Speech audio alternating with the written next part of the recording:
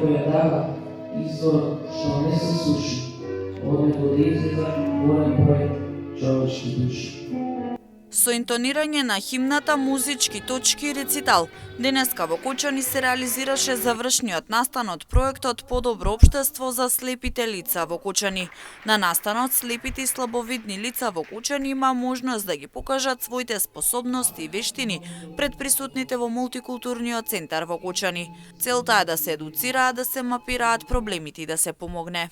Целта на овој проект е да ги информираме слепите лица, да ги мапираме проблемите во општина Кочани, да имаме поголема социализација на истите, како и поголема едукација и социализација на слепите и слабовидни лица во Кочани. Има големи проблеми во нашата општина.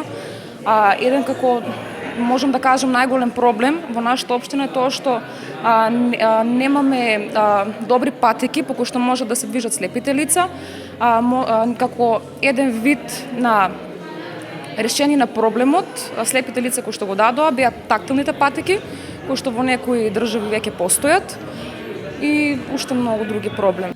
Настанот е дел од активностите за одбележување на патронот на градот Кочани и Петровден.